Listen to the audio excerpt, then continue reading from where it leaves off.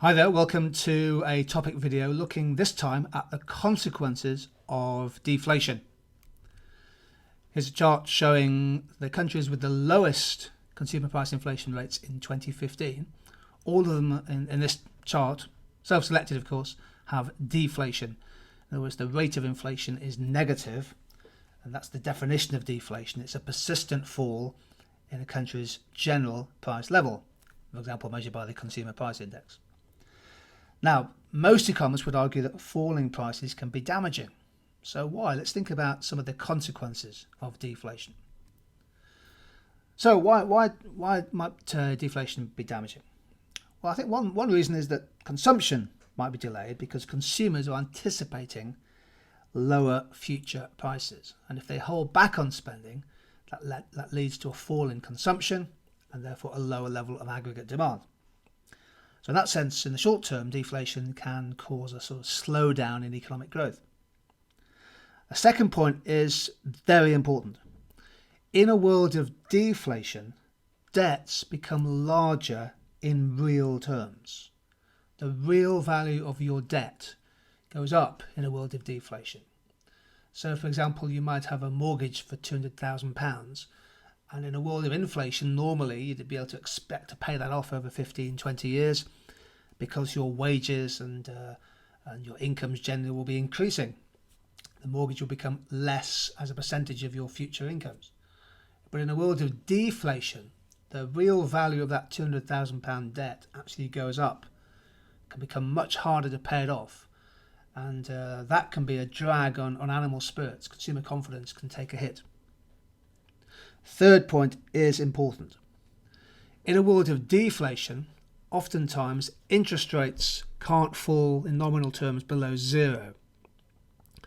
So the real interest rate will go up if the nominal rate of interest doesn't fall in line with prices. And if real interest rates are higher, that could possibly mean that businesses are less likely to invest. Consumers probably be more likely to save rather than spend. Point 4, lower profit margins.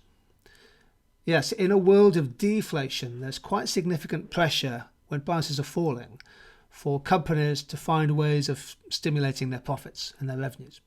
If you imagine a restaurant, for example, whose menu prices are either static or having to be cut, if they're selling the same volume of goods and services, then they'll get a lower total income, a lower total revenue.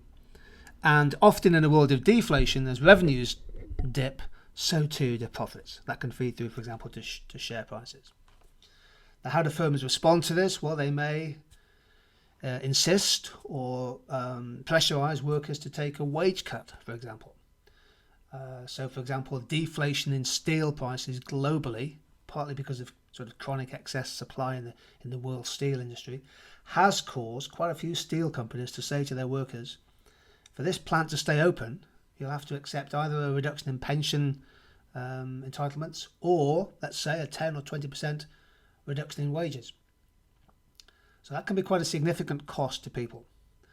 And if firms are shedding workers in a bid to cut their costs, then obviously a deflation can also lead to higher unemployment. Generally speaking, if the deflation is a fall in the price of an asset, maybe house prices are falling, or if share prices are taking a tumble, then again a fall in the asset price, deflation in assets, can have quite a big knock-on effect on consumer confidence because people feel that their wealth is becoming worth less, and that negative wealth effect can feed through to demand.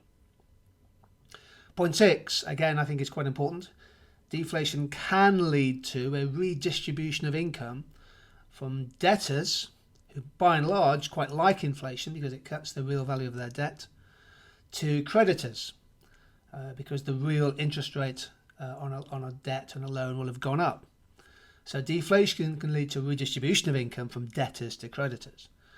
But the fear, the risk in a world of sustained deflation is that it becomes harder for debtors to pay back their loans, and therefore the default risk on a loan goes up. And that's certainly true if you think about recession-ridden economies such as Greece, where there has been some debt default. There is a positive slant to this. Point 7 makes the argument that a world of deflation, where costs and prices are going down, can, over time, make your exporters more competitive. So, for example, if your inflation rate is -2% and the inflation rate of your major trading economy is +2%, then in a year there'll be a kind of 4% swing, if you like, in relative price competitiveness.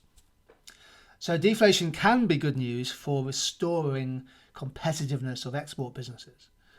But the evaluation point there is that can come at a significant economic and social cost. Particularly, of course, the economic and social damaging effects of increased unemployment. So, just to evaluate the consequences of price deflation, here's a graphic which brings these points together. I'm just going to pick out the salient issues here. In a world of deflation, the real interest rate tends to go up. The real value of debt also tends to increase. In a world of deflation, there's significant pressure for wages to fall, and businesses may suffer a fall in their profitability. Demand pull deflation, recession bringing prices down, is often associated with an increase in cyclical unemployment. But if you have deflation, it might over time improve your price competitiveness. So there we go. There are some of the reasons why falling prices can be damaging, with the occasional silver lining.